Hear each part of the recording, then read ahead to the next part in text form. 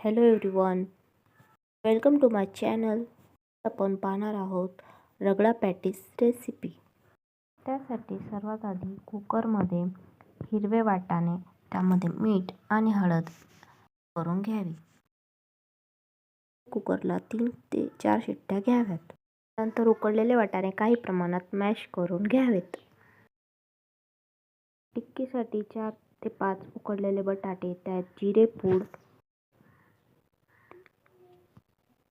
मीठ आणि चाट मसाला ॲड करून व्यवस्थित असे मिक्स करून त्याच्या टिक्की बनवून घ्याव्यात आणि टिक्की तेलावर शॅलो फ्राय करून घ्याव्यात. दोन्ही साईडने व्यवस्थित असे लालसर टिक्की फ्राय करून घ्याव्यात. आता रगडा बनवण्यासाठी सर्वप्रथम तेल घ्यावे.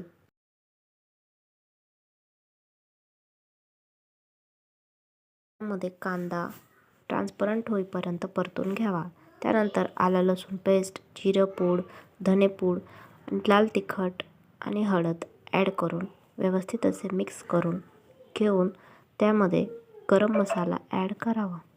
त्यानंतर त्यात टमाटे ॲड करावे आणि व्यवस्थित मीठ टाकून शिजवून घ्यावे. लक्षात ठेवा, आपण टिक्की आणि वाटाणे शिजवतानाही मीठ ॲड केलेले असल्यामुळे प्रमाणात मीठ ॲड करावे. त्यानंतर शिजवलेले वाटाणे त्यात ॲड करून 5 मिनिटं व्यवस्थित असं शिजवून घ्यावे.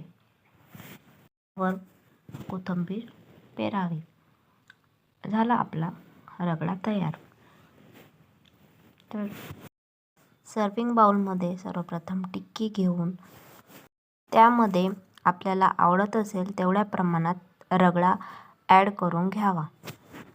रगडा ॲड केल्यानंतर त्यामध्ये चिंचगुळाची चटणी आणि हिरवी मिरची, पुदिन्याची ग्रीन चटणी ॲड करून घ्यावी. नंतर त्यावरून बारीक चिरलेला कांदा, बारीक चिरलेला टोमॅटो, बारीक चिरलेली कोथिंबीर त्याला हवे असेल त्या प्रमाणात ॲड करून घ्यावे. लास्टला त्यावरून बारीक शेव टाकून गरमागरम असा रगडा पॅटीस सर्व करावा. रेसिपी आवडल्यास चॅनलला लाईक करा, शेअर करा आणि सबस्क्राईब करा. Thank you so much.